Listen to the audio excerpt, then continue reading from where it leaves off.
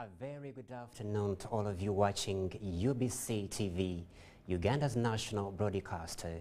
We are nestled inside the broadcast house along Nile Avenue in Kampala. This is UBC Lunchtime News. My name is Crispus Arinaitwe. Thank you for joining in.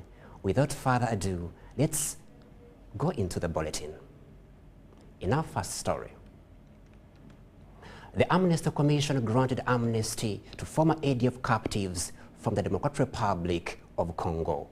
The 43 individuals received their amnesty certificates at the Ministry of Defense headquarters in Mbuya, Kampala. This followed psychosocial support and hands-on skills which was offered to them as they reintegrate back into society. Tony Kent reports. The regional areas.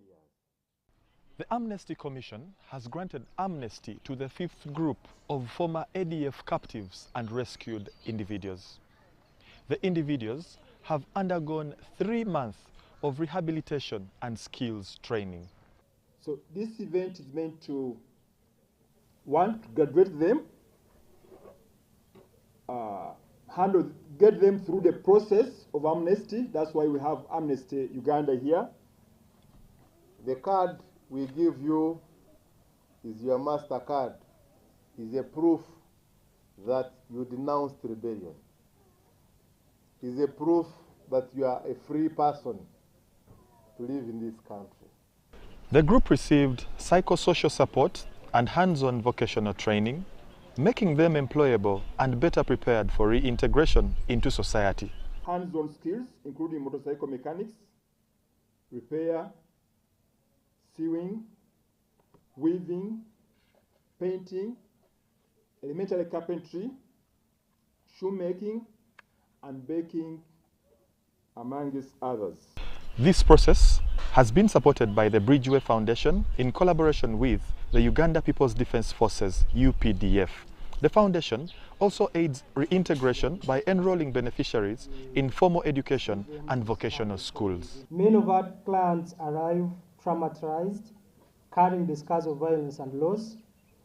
Our psychologists help them process their experience, rebuild their confidence, and envision a new future.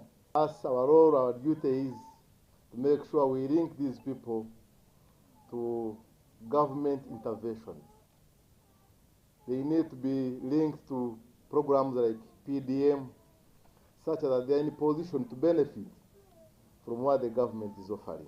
These rescued captives are now instrumental in defection messaging campaigns, serving as ambassadors to those still in fighting, encouraging them to abandon rebellion. They shared the stories of redemption and hope, urging their former comrades to abandon extremism and choose peace. This dual approach, defection messaging and rehabilitation, feed into a larger strategy of weakening ADF's capacity to commit mass atrocities. Amnesty is granted only once. There is no second chance. The UPDF has confirmed that since the 2023 incidents, there have been no such attacks.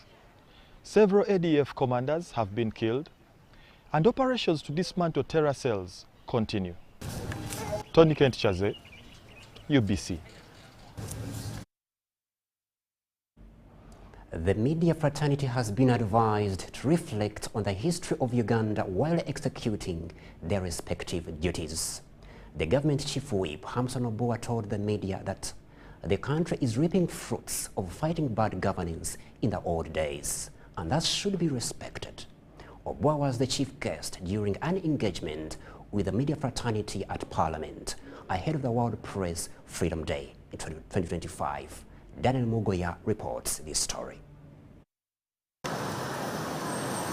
Ahead of the World Press Freedom Day 2025, media fraternity under various umbrella bodies converged at Parliamentary Building to understand the stance of media freedom in Uganda, especially as the electoral fever rises. News is only exclusive and sweet when you can get it and come back alive. The discussions centered on the safety of journalists and attracted panelists that included Charity Ahimsiwe, the Executive Director, Electoral Laws Institute, and Kira Municipality Member of Parliament, Ibrahim Semujunganda, among others. But please don't give up, because we don't have the option to do so. But also be brave. One of the things that must happen on Press Freedom Day is celebrate those who have been brave. I think collectively, if you are, there are things they will not want to do. And that at every point when we are doing the work that we do as journalists, our citizenship should come first. And the bigger goal of building a prosperous, united, consolidated Uganda should be our anchor. And I am proud to say that the media in Uganda has been doing this. The leader of opposition in Parliament, Joel Senyonyi, said journalism should be practiced with integrity and courage. We're also seeing a growing public hunger for independent, investigative journalism. I thank people like Solomon Selwanja who are digging in their heels in that regard. Ugandans are asking hard questions. They want facts, not spin. And this demand gives honest journalism the relevance and urgency that it deserves. This media engagement was organized by Uganda Parliamentary Press Association and was presided over by the Government Chief Whip, Hamson Obua. At least today, we can gather like we have gathered. And we talk. One would use the word unleashing verbal artillery. And you have heard. In broad daylight, we are here talking. Can we ask the elders that at the time of the crisis, would this happen? At the time of the pigeonhole constitution, would this happen? Obua's statement remains a question of whether freedom of speech in Uganda is indeed free. Don't tell us about Article 29, don't tell us about the Constitution and these very good gigantic words and Chapter 4 when what we see on the ground is different. Keep the security, the military, the beaters, the hooligans, the masked, hooded people off the election. If you choose to report on the side of government, then you don't make news. You choose to report on the side of opposition, that's when you get news. That's when you get a lot of coverage. That's when the media house is respected and I've got that clientele and followers. I said, okay, from that angle, but from another angle, government is there providing you with the space to do whatever you are doing. So, the CEO, National Association of Broadcasters, Joseph Bayenga, emphasized the need for journalists to focus on unity, put away selfish interests, and serve the public. So we need to make sure safety is a priority in everything we do. We will do what we can as an organization to somehow facilitate that conversation, but media houses, we need to do that. Make sure our people are protected. WUPA used the opportunity to launch its website in a bid to enhance journalism activities. We shall take a picture of them. Daniel Mugoya, Farida Namfuka, UBC News. Thank you for the report, Daniel. Now in my news this afternoon. The Center for Health, Human Rights and Development, CEHAD, has formally instituted proceedings against Kampala Capital City Authority, KCCA, and the National Environment Management Authority, NEMA, over negligence, which resulted in the catastrophic collapse of the Kiteezi landfill, which led to loss of lives and property. This was announced at a media briefing by the CEHAD Deputy Director Nachibuka Msisi. We have more of this report. Center for Health, Human Rights and Development accuses the two government agencies of failing to respond to repeated warnings about the public health risks and environmental hazards posed by poor waste management at the Kiteezi landfill. Manage the disposal of garbage. KCCA cannot be reluctant to the cries of the communities in Kiteezi until when it is really too late.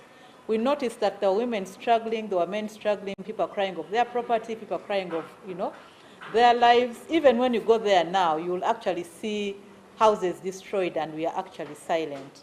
So I thought that by coming up and instituting cases against them, they will wake up. And specifically, we are taking both of them because if KCCA had failed, then NEMA ought to have come up and taken up its sole responsibility. In its petition, SEHAD is demanding for, among others, the immediate decommissioning of the Kiteezi landfill and a comprehensive environmental restoration of the affected area.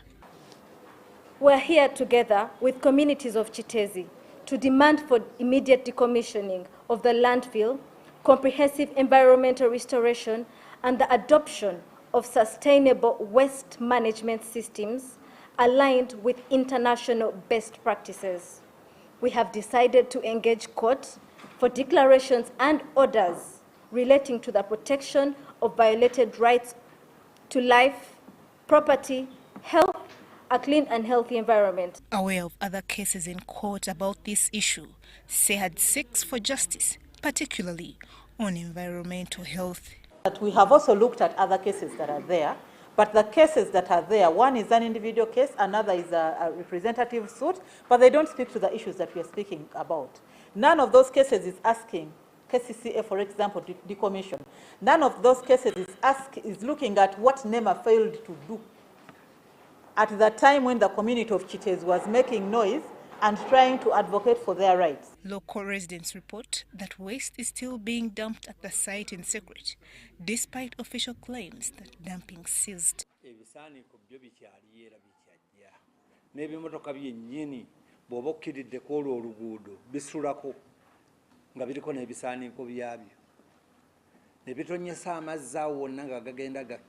Bambi ebintu ebyobulabe bingi nnyo bye bazze ng'abaana baffe bajja babizanyisa ffe ng'abazadde ne tubeera mu kweraliikirira. Twali twagala tikesisi ejje eggalewo ekirombe ekyo eteekewo n'amateeka. SEHAD believes this case should serve as a wake-up call for all agencies entrusted with the stewardship of public health and climate justice. Cayenne Faith, Nanono Smaya for UBC. Now, sad news coming in today. Businessman and rally driver Rajiv Ruparelia has died following a tragic road accident at the Busabala flyover traffic lights in Makindi Sabagabo, Wakiso district. According to traffic police spokesperson SP Michael Kananura, the fatal crash occurred in the early hours of Saturday morning. Rajiv was behind the wheel of a Nissan GTR registration number U80-638L heading from Kajansi towards Munyonyo. Upon reaching the roundabout section of the flyover, the vehicle reportedly hit temporary pavements which had been placed at the site. The impact caused the car to overturn and burst into flames. Rajiv died on the spot. Police firefighters quickly responded to the scene and managed to put out the fire. SP Kananura says investigations into the cause of the crash are ongoing and further information will be communicated in due course.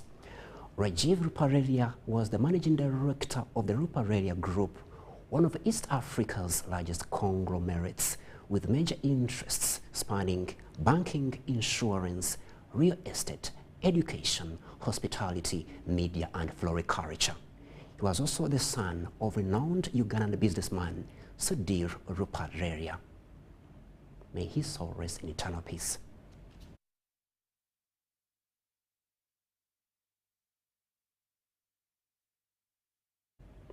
Now, in more news this afternoon, the Bishop of Fort Portal Diocese, Right Reverend Robert Muhiro Akik, has warned men against alcoholism, describing it as a major contributor to family breakdowns. Speaking to hundreds of believers shortly after Mass on the feast day of St. Joseph, the work at Holy Trinity, Chaliumba Catholic Parish, the prelate linked the rising cases of domestic violence to alcohol abuse, which he said often leads to irresponsibility among men. We have more of this report.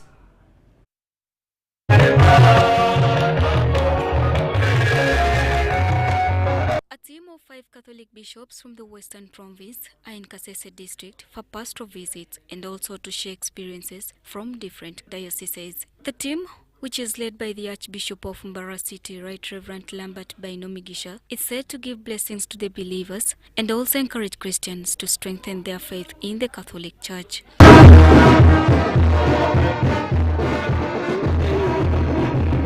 Bishop Aquinas Chibida of the Diocese of Kiteezi urged all to develop a heart of blessing each other, which he believes will development and strengthen their relationship with God. And wife and children, let us be a blessing to one another and let us bless one another. Amen. The Bishop of Hoima Diocese, Right Reverend Vincent Chirabo, also urged parents to teach their children biblical scriptures that can dedicate them to the kingdom of God. Deuteronomy chapter 6 akagamba ebintu bino byenda kubagambira mubyegeseka abaana banyu mubyegesa abaijukuru banyu murabagani mu rubata murabagani mulya ebintu bino mubyegeseyo. Joseph Nzukwa is optimistic that the coming of the bishops to the Diocese of Kiteezi will strengthen Christians' faith and create unity among all believers. Their coming is a strong message to us, especially in regard to the spirituality, in regard to the economic transformation within the Diocese of Kiteezi and within the ecclesiastical province. Number two, they are showing to us unity, that as an ecclesiastical province, we are liable and called upon to work together because we are one, despite the diversity of different tribes, of different origins. We are all people of God, and therefore we must work together. Charity Marian Imnat and Moses Mutabali for UBC News.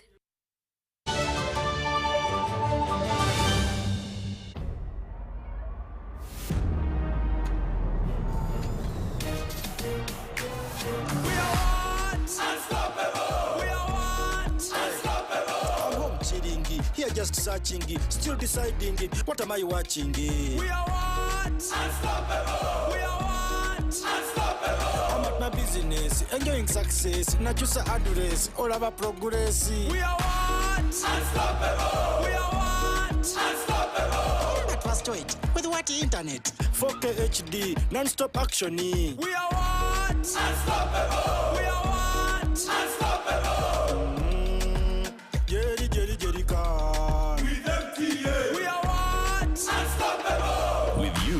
MTN together, our progress is unstoppable. We are what? Unstoppable! The Uganda National Oil Company, UNOC, is wholly owned by the government of Uganda and was established to safeguard and promote Uganda's commercial interests in the petroleum sector. UNOC has two subsidiaries, the Uganda Refinery Holding Company, URHC, which will hold a 40% stake in the 60,000 barrel per day refinery and manage the development of Kabalega Industrial Park, and the National Pipeline Company Limited, NPC, in charge of pipelines, storage, and downstream business ventures. This subsidiary holds 15% interest in the East African Crude Oil Pipeline, ECOP. ECOP is a 1,445-kilometer long pipeline that will transport crude oil through 10 districts in Uganda to the port of Tanga in Tanzania. UNOC is also actively engaged in crude oil exploration, development, and production activities, and its participation role includes a 15% stake in the Tilenga, Nwoya, and Bulisa, and Kingfisher development projects, Chikure. UNOC also holds the exploration license for Kasuruban Block in Hoima, Bulisa, and Masindi. UNOC currently owns and manages the Ginger Storage Terminal and will build a 320 million litre capacity terminal in MPG called the Kampala Storage Terminal. At UNOC, we're harnessing the potential of Uganda's petroleum resources, forging a sustainable future and preserving the natural beauty of Uganda. UNOC, your partner in Uganda's oil and gas industry.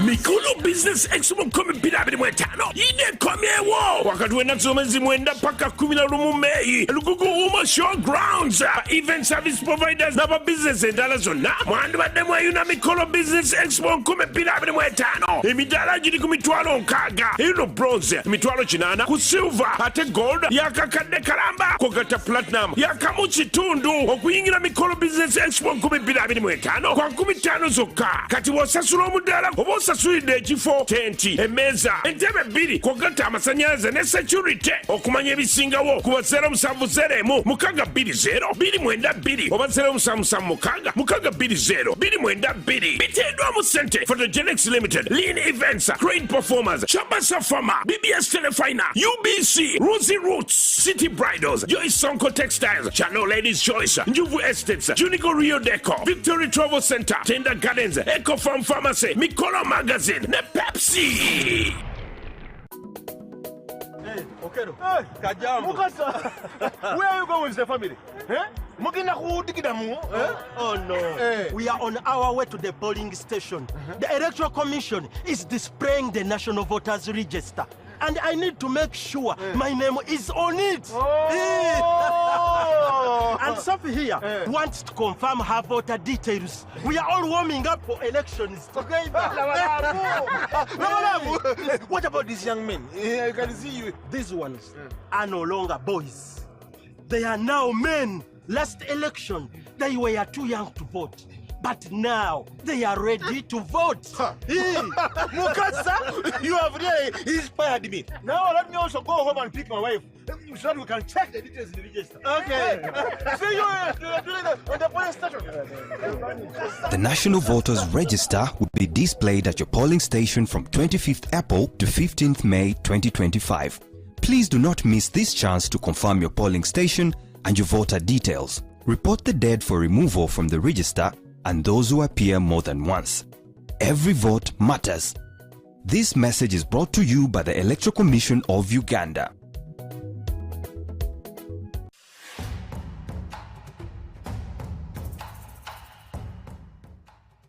Amazina ganje ninyetekwa Seruhanga John Bosco induga mu district ya Rukungiri njo muhanguzi wa miliyoni 18 na Uganda National Rotary nzahangwire urwo mu kuzana star 278 ash ngafuna message eriko reka njo muhanguzi nashemererwa konka nabaza kugira ngo neri y'abafere sente ziriyo zona bakaziteka ngo nazihangwire. Uganda National Lottery. Dream, play, win. Participants must be 18 years or older. Play responsibly. The Uganda National Lottery is operated by Ituba Uganda and regulated by the National Lotteries and Gaming Regulatory Board.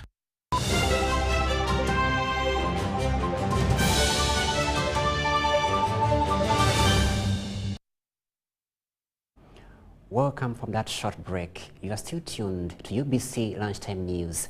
My name is Crispus Arinaitwe. Now in more news this afternoon in the business segment.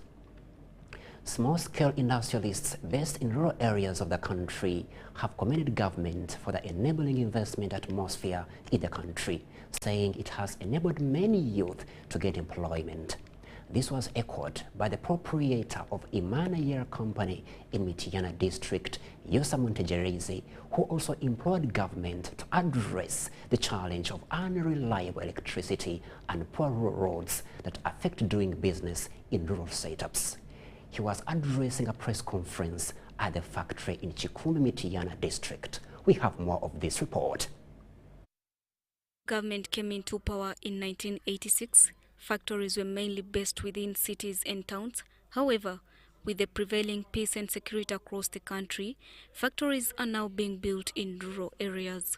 The proprietor of Imana Year Company, based in Chikumbi, Mityana district, Yosa Montegereze, commends government for efforts of stabilizing the country's economy, saying that investors will continue partnering with government to curb the unemployment burden. I do appreciate the government of Uganda for the conducive conditions it has put in place to see that the workers and all Ugandans are working very well without any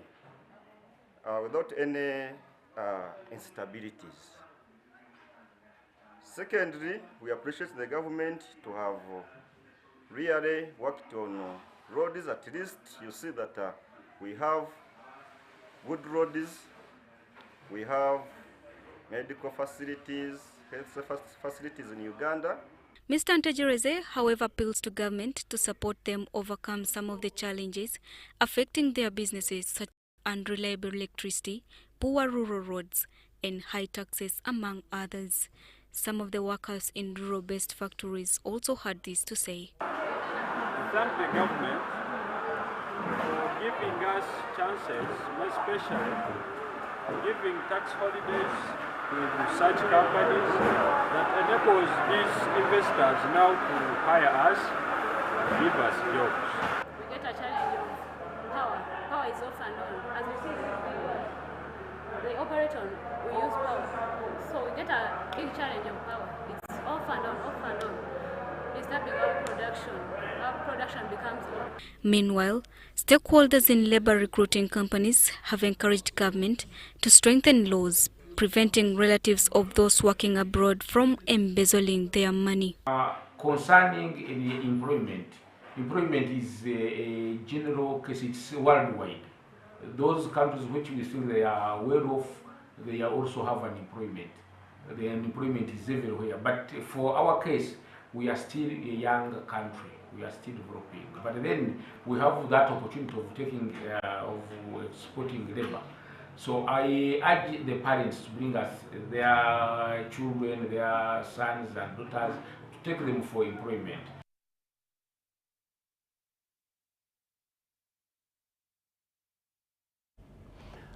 You're still tuned to UBC TV.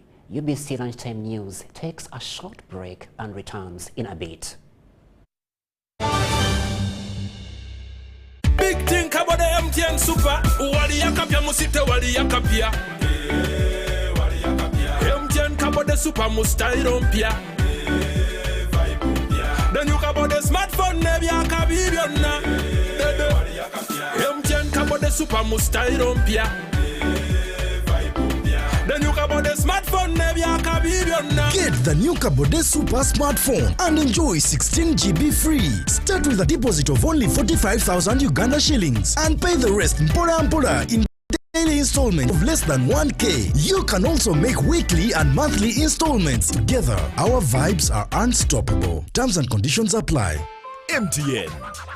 MTN is regulated by Uganda Communications Commission. Special announcement from the Baseline Education Census 2025. The Uganda Bureau of Statistics, in collaboration with the Ministry of Education and Sports, is conducting the Baseline Education Census 2025. This exercise will cover all learning institutions in the country for both government and private establishments, namely pre-primary, primary, secondary, vocational, and higher institutions of learning. The Baseline Education Census exercise data collection is being conducted in a phased manner, starting with Greater Kampala Metropolitan Area, comprising of districts of Kampala, Mukono, and Wakiso. The rollout to all other regions will commence at the beginning of second term. The Baseline Education Census collects information on learners, teachers, and school facilities to facilitate planning and policy decisions in the education sector. Uganda Bureau of Statistics appeals to the general public, heads of schools and institutions, as well as the local government authorities to cooperate with the BEC enumerators. In a special way, UBOS appeals to all parents of the learners to support the exercise by availing learners with their correct date of birth, national identification number, and learner's identification number. For more information, please call 0772 933 628 or 0743 787 189 from Dr. Chris Mukiza, Executive Director.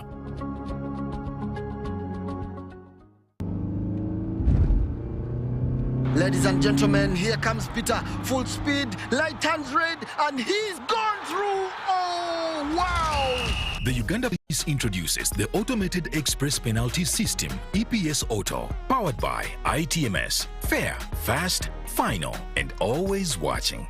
Don't argue with the road. Just check, pay, move on with the UPF Mobi app. ITMS. Safe roads, safe nation.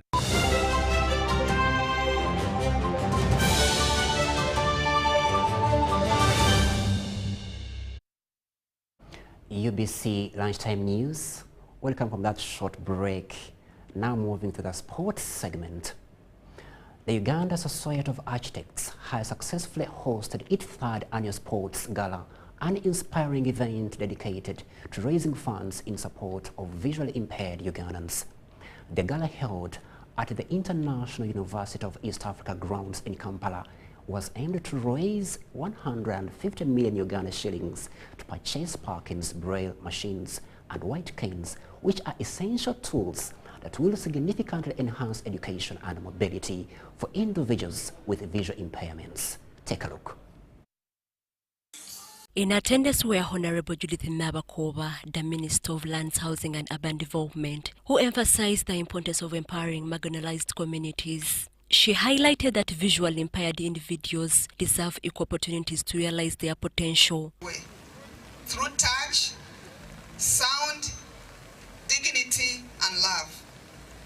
As a government, recognize that a truly inclusive society is one where everyone has the tools to succeed regardless of their physical ability. A braille machine is not just a device. It is access to education, communication, independence, and empowerment to maneuver the designed space in the world.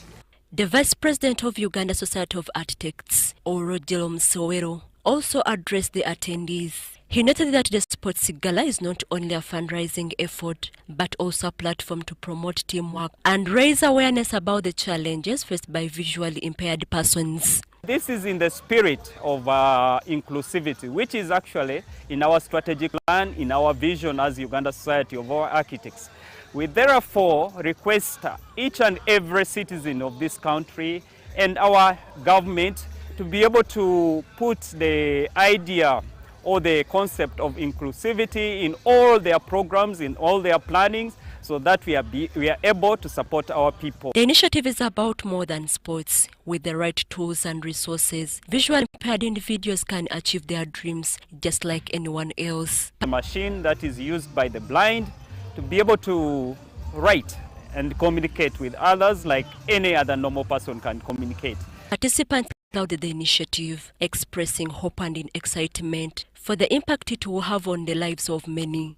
Of life, or in all spheres of life, to enable so that all persons with disabilities, and specifically persons with visual impairment, get to benefit on the resources available in their society. With funds raised from the 3rd annual Sports Gala, the future looks brighter for Uganda's visually impaired community, as these efforts creates real change and opens new doors for those in need.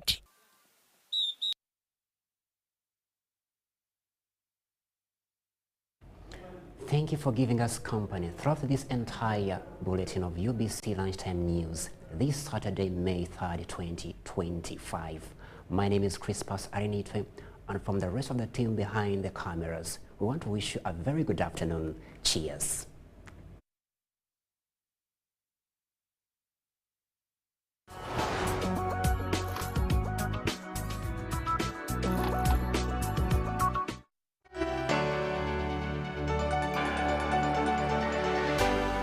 UBC, inspiring you.